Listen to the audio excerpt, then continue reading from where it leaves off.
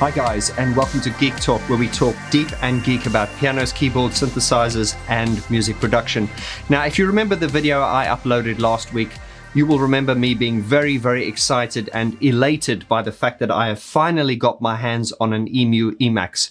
And that's all thanks to my good friend, Simon Forsyth. Hello. Oh, hello, Simon. Fancy seeing you, yeah. So, guys, as you know, Simon dropped this off with me last week. It was a complete surprise. I got all fanboy about it. And Simon's made a few modifications to this machine. Now, he's come back here today to make some more modifications, but I have roped him into doing a video because I figured if we're going to be talking about this, it'll be good to film this. So this is completely off the cuff. Simon, sorry to throw you in on the deep end, but you know how it goes. Now, guys, you will remember, if you haven't seen that first video, I'm going to put a link in the description below. Make sure you watch it. And I'm going to repeat this for the sake of those who haven't seen this. But Simon was the guy who helped Alan Wilder restore or actually get his Emaxes up and running. You remember back in 2011 when Alan Wilder was selling his Emaxes and other equipment for his auctions. He put that video out where he was showing what he was selling, and he also said that he just received his Emax back from a friend. Well, this is the friend he was talking about, our friend, Mr. Simon Forsyth. I'm going to ask you a couple of questions. Now, this particular machine, the Emax HD, this came out in 1987, is that right? Was it 80? Yeah, the original Emax came out in late 86. Yeah. That was fairly successful, and then they brought out this version this became very popular with touring bands. Yeah. So the HD was added, the hard drive was added so that you could load banks far quicker. Yeah. And hard drives were becoming more affordable at that point. I say affordable. It was like £1,000 option for this. So, but it meant that you could load a bank in 2 seconds rather than waiting 30 seconds, between loading banks. So Depeche Mode used these on the 101 tour, the Masses tour, because it meant that they didn't have to cart emulator 2s around, which were bulky and not massive, not terribly reliable on the road. They didn't like being moved around too much, whereas this is a far more robust, essentially the bones of the E2 but condensed down into a much smaller board, so it was a lot more rugged for touring and moving around and so forth. And the HD took it on another level because it then meant you could instantly load new songs. So this would mean effectively they would have, because it had the hard drive built into it, they would be able to load in the beginning of the gig. It would just be loaded for the whole show, as opposed to earlier on they'd have to load floppy disks individually. You'd still be loading per song. Oh, per song, okay. But you're talking about less than 2 seconds rather than 30 seconds, so you can do that on the out of a song. And that is something that is quite interesting, because it's, I mean, Simon, we've obviously been around longer than some people, and I think I miss the days where music and production was a lot more sort of hands-on. But I'm thinking in the days of Depeche Mode, where they'd actually have to each member would have to physically load their own keyboards before. Yeah, that was. Certainly the earlier tours from Construction Time onwards. So they all load their own keyboards. Yeah, Martin had the Emulator 1, That's which right. was so we'd be loading in discs for the songs for that. Yeah. Then they added the Emulator 2 for the Some Great Award tour, the infamous Hamburg video. Yeah. So Alan, if you can actually see, there's a box of discs at the side of him. Okay. You look, in a very geeky way, as I have done. Yeah. You can actually see the box of discs there, and he would have loaded those in, and then maybe played a part on the Jupiter while the Emulator 2 was loading. So you have to. That's the sort of thing that gets factored into the show production when you're planning the tour. That's true. But if I'm thinking back to Live in Hamburg 1984, I think Fletch was playing in Oberheim, which means he wouldn't have to. He wouldn't need to load it. He had an Oberheim in front of him. Let's say. Okay, no Fletch bashing. Okay, so sorry. Actually, he did actually play drums as well. He had a sin drum, which playing on, I remember that. Come on and lie to me. Dum dum dum dum dum dum dum. And lots of clapping. Si, can you grab the hard drive there? So, guys, what Simon has done is this is the original hard drive that came inside this Emax HD. And the reason he's taken it out is obviously because it's failed. And he's put on a SCSI drive on the back.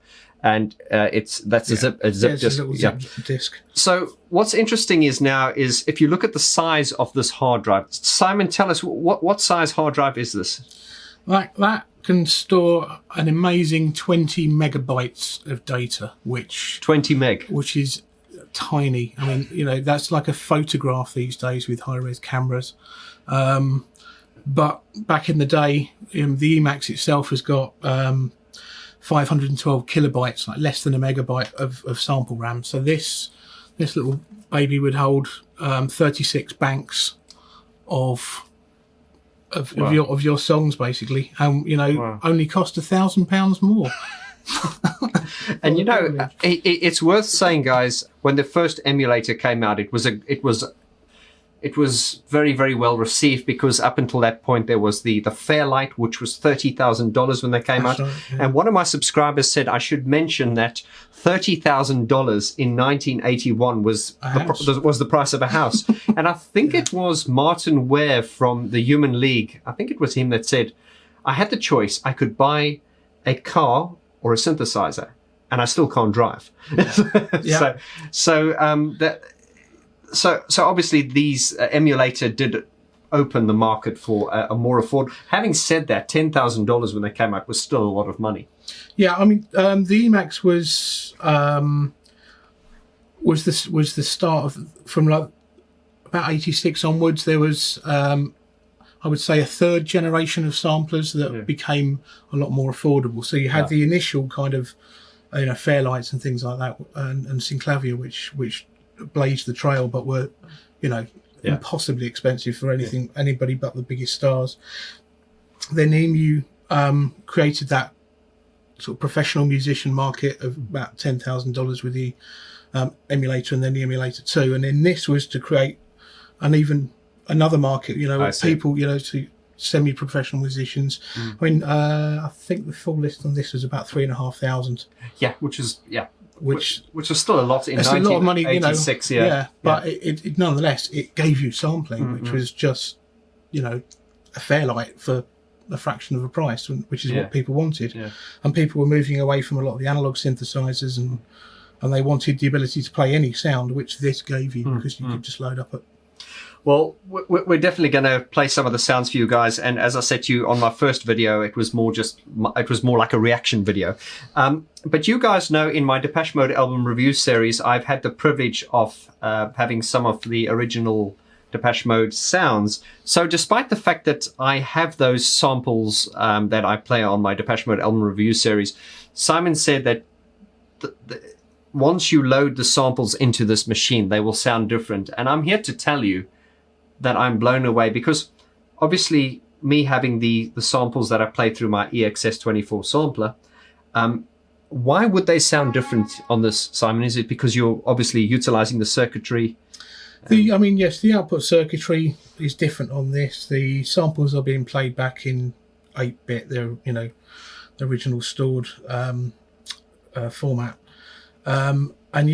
Plus they're also being played through analog filters, which this has. That's right, because was it the Emax 2 that came after that had digital filters? That's right. Yeah, the Emax expanded on everything, but in order to get everything to the increased number of voices that they wanted, they went with digital filters rather than analog filters on this. And you were saying that there was like an uproar about that. They were going, "Oh no, it's got." Well, it's a common myth. Opinion, let's say, that the Emax 2 doesn't sound as good as the Emax 1 because it has digital filters, and it sounds different, but I would say it sounds better in different ways. You were saying it has a sort of like a deeper bottom end. Yeah, it's got a really solid bottom end, but it's less gritty. 2, but it doesn't have the kind of mid-level grit. Because this to me, as I say, I've had to play around with some of the samples and the original sort of like presets from the discs, and as you always said, Simon, this has got a tremendous presence in the sort of like mid to lower mid. Yeah. That's where it really shines. Really cuts through. Yeah. Okay, so let's play a sound. What have we got loaded here? Let's load a bank. Okay, so let me just explain, Simon, explain to the guys what you've done here with the zip disk. So this is a not quite as old as the Emax, but nonetheless old zip drive, which stores sounds on these little discs, and it then loads much quicker into the Emax.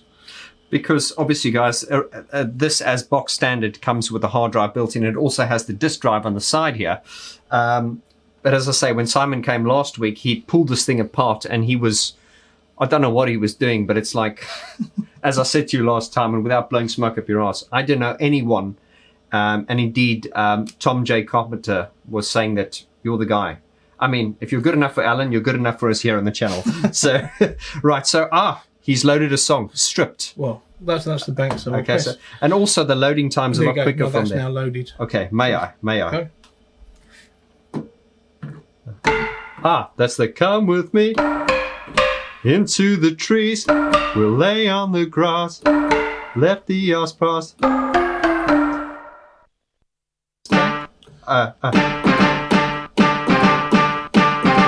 Then we got.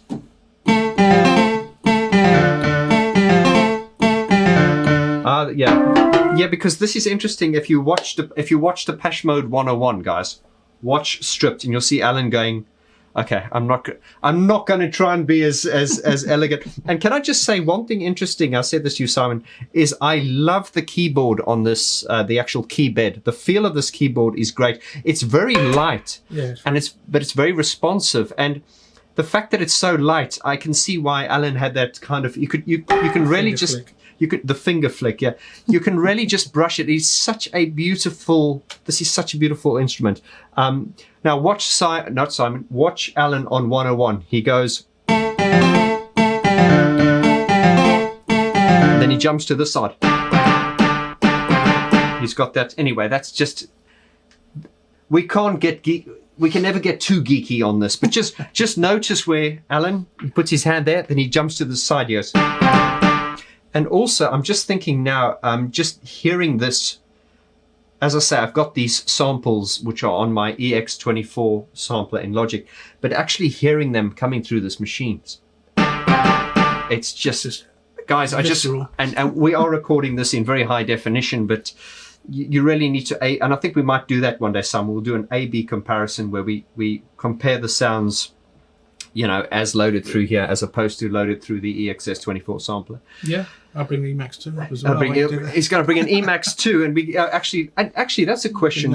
If you load the samples into the if you load these Depeche Mode samples into the Emax 2, how will that compare to the sound of? They'll be different. There is an audible difference. I say it depends on the sound that's in there, but the Emax 2 has a very kind of emphasis on the bottom end, so there's more thump, so you'll hear that. If the sound has got those frequencies in it, they'll be emphasised. If it's a sound, like that, which maybe doesn't have so much bottom end, there's not as distinct a difference. But the question I'm asking you is, this, as we're hearing it now, is the sound of 101. Yeah. This is an Emax with the sounds.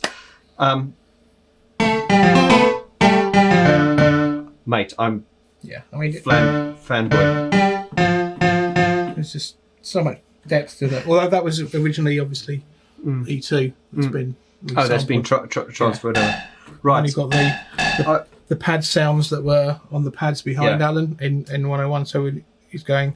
So Martin's going clang, clang, clang, clang, dun, dun, dun. The end of stripped. Yeah. Now all you have to imagine is that these two keys are extra keys in a keyboard. And if I hit that pad, it's exactly the same process. It was playing a key from a keyboard. And there's that iconic scene on 101 where Alan shows the Black Celebration. Yeah. I just could have watched a whole video of him just doing that, because it was like only 2 minutes, and it jumps back to those kids in the bus. Anyway, let's load another sound. So go on. Excite me. Okay. I haven't got any of those banks.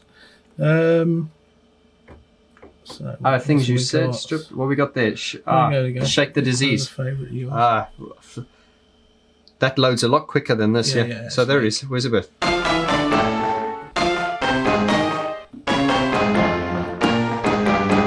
And then. Oh well, yeah, there.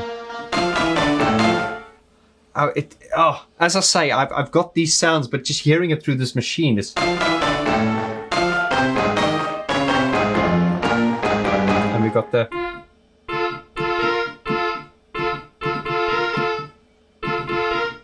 I think the samples I've got have got like a bit of effect on them. I think, which is some stuff was sampled with effects, but this is how it would go straight into the soundboard. Yeah, a lot, and then it would be certainly things like reverb and stuff would be added at the soundboard. Some things were lifted straight from tape with the effects on, like the. Oh yeah. So that's got the delay on it. It's just one sample. There you go. You can hear it. Oh wow. Fragile. Wow.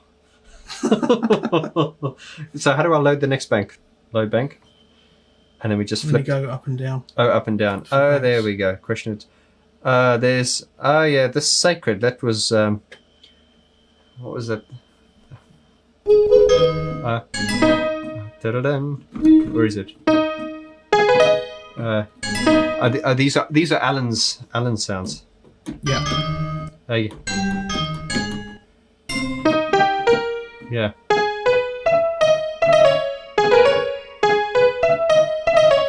Wow. Let's try another one. Load bank. Somebody. So this is interesting because this will be the original piano sound they used for Somebody. Yes, although I think that's just a factory piano bank. But yeah, that's a piano in half a kilobyte So they would have used this in 101. Yeah. But it's interesting because if you listen to a modern.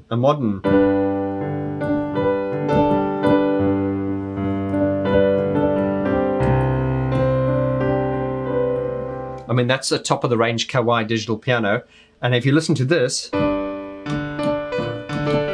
very plinky plonky. But again, it's down to the amount of, that's got maybe 100 times more sample memory. But the thing is, Simon, and I said this on the first video, that what this instrument lacks in sophistication by today's standards is character. Yeah. And I've dug under the hood. I've downloaded all the manuals, and I've been studying this thing. And you know something, I do think there is something. I'm very pro technology, but it just seems like we've lost something in our quest for this sonic perfection. And you really need to hear this instrument to know what I'm on about. Yeah, there's an earthiness to it. Sometimes the limitations, which is the technology at the time, breeds. Yeah. But it was created by people that were very passionate about what they did. Dave Rossum and so forth. In fact, there's a little just to kind of show you the sort of people we're dealing with. This sort of thing you would never find on a Japanese synth because it's just bizarre. But you have function in the master menu called Bird Run. Bird Run. Oh, right. Which. What does that do? Well, it does that. It's literally just an animated. Here's Emax. And you know something, I've always noticed, because this is an American machine, but I always thought like the Americans, where they talk bigger is better, they do build things like really quality, like the Mackie desks. They really go for the rugged very kind of solid. Right, so we were on about the Bird Run, and before we get into that, what is so nice about this, Simon said to me, you must obviously study the manual. And one of the great things about the manual is it's so user-friendly. Yes. I remember when I first got my Roland MC50 Mark II and attempted to read the manual, I did master that thing, but it was a bastard. And the reason it was so difficult was apparently that those manuals were written in Japanese and then translated into English. Whereas this manual is, who wrote it? This is Craig Anderson, who was he was a writer, well, still is, I think, writer for lots of music magazines. So he had a very. It has a quirkiness to it. Yeah, he's a musician and a journalist. So he had a very good style about writing, a very kind of a relatable style. Yeah, so it's not this kind of cold engineering manual. Yes, and I think it's it's almost like it's written by a friend who's explaining to you in a nice, like a manuscript from a friend. So guys, I'm going to leave a link in the description below to this manual, and that might sound bizarre, but you can learn a lot about synthesis just from this manual. Because I used to sell these when they were new, believe it or not. How old are you? Never ask a lady her age.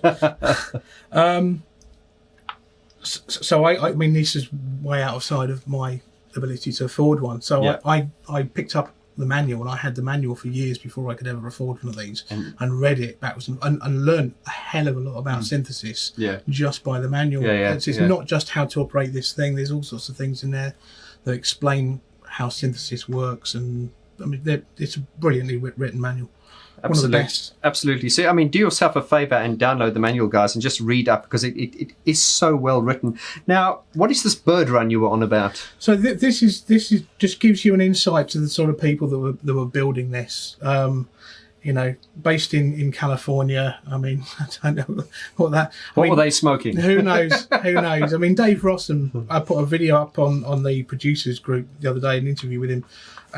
Absolute genius. I mean, he's up there with Dave Smith in terms of the innovations that he brought to the music industry. But clearly, there's a sort of a kickback and laid back Californian aspect to this. There's all sorts of little Easter eggs when you take these things apart on the boards and things. There are little messages and stuff like that. Very, very different sort of philosophy. And the bird run was obviously they had some spare space for code and decided to just put this random thing in there, and in the manual it gives an even weirder explanation for what it is. So you read it. Go okay. So the bird run, which is in master function 7, carefully observe the display for any signs of destabilization. Example: gravitational warps, apparent speeding up or slowing down of time, objects in mirrors appearing closer than they really are. If the Emax returns to the modular identifier after a few seconds, all is well.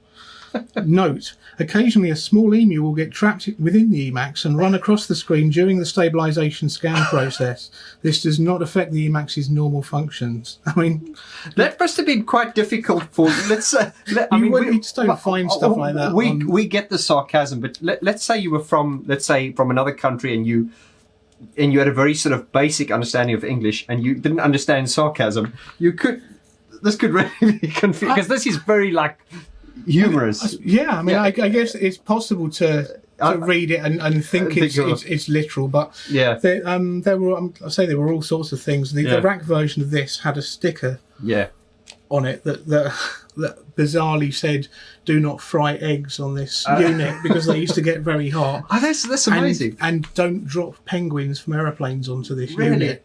Or you'll invalidate your warranty. It's just really that is amazing. But it's quite sad, Simon, because as I said, when Simon and I both worked at Turnkey, the musical retail store, although at different times. Yeah, I was generation 2. Yeah, generation you would. So we worked at the same place. But the interesting thing was, I was known as the keyboards guy there, and I knew fuck all. I still don't know anything. But that's relative. I did sort of. This was when I was selling them. I remember selling the eSynth, the E4XT, those 76 note ones, and this was around about the time that they were called Emu and Sonic, because Emu merged with Ensonic. Was that because they were bought by Creative? Both companies were bought by Creative, and then amalgamated effectively. That's right. So for a while they were competitors, but then by the time the sort of early to mid 90s came around, and it was sad to see the company go under, because it was. I mean, this is a bone of contention with Dave Rossum himself. He's seen the story that Creative was somehow decided to crumble the company, and it's not the case at all. He said Creative were very, very supportive in trying to, but the market was shifting, and by the end of the 80s, everybody was moving into the box with computers and so forth, and the market for this we're was all coming out of the box now, aren't we? Because and I said this to Simon last time, I do have a lot of keyboards and modules and stuff which I do use, but it is very convenient to work in the box. But I think you get to a point where when you come out of the box, you're kind of and when you fire these things out, you go, hang on here, this is a different way of working, and we've got the debates about analog versus digital, hardware versus software, plugins versus external instruments, and I just find that it's the tactile, hands-on way of switching it gives you a completely different. It's a different relationship. It's a completely different relationship. Yeah. Oh, mate, there's so much we can talk about this, but guys, I'm going to cut this video here. Simon, is there anything you feel you need to say about this before we? Because we are going to do another video about this. I mean, there is a lot. We haven't even scratched the surface about this. I think what we should do is we'll talk about it. But as I say, I'd like to do a video one day. You know, if we could compare the Depeche Mode sounds loaded in this compared to the Depeche Mode sounds loaded into an Emax 2 or whatever. ABs, anything like that. He's getting roped in deeper and deeper, but now that his secret's out, you know something, I know a lot of people, if they were the guy who helped Alan Wilder restore his keyboards, they'd be like, I was the guy who did this. But he's just like, Simon's just like, so he just casually mentioned it one day. I was like, what the fuck? Why didn't you tell me? He's like, oh, you didn't ask. Anyway, so thank you so much for this, mate. It's been such I know you're loaning this to me, but you're not going to get it back. So we're going to talk about me giving him some money for it, or we'll see. By the way, you own... How many kidneys do you have? How many kidneys? I'll put the money back. How many of you actually have one of these or two of these, do you? Yeah, I did. At one point I had 8. You had 8. I have a bit of a problem with it. But yeah, okay. I'm down to 2 Emaxes and an Emax 2. Okay, so you can quite happily sell me this one. We'll talk about the specifics in the bar. We're gonna go for a drink. Happily is a. We're gonna go for a drink now, and you notice how nicely I've cleaned it. It looks good. It's in very good nick. It is in very good nick. And you know something? I thought to myself, this machine, this is very geeky, reminds me of the Millennium Falcon. Think of the Millennium Falcon from Star Wars, and you think of Han Solo. You get the idea that that thing's falling apart. He's like, come on, baby. And you get this idea that he had it since it was new, but it's very reliable and very powerful. This reminds me of the Millennium Falcon. I don't know why. It just has that kind of... primitive but powerful. Primitive but powerful. It has the grit. And on that very geeky, positive note, Simon, we're going to hit the pub now, guys, and look forward to seeing you on the next video where we continue the geeky series of Emax and some Emax World and some more iconic synthesizers coming up soon. So, catch you soon. No worries. Can we shake hands? COVID safe. COVID. See you later, guys. All the best.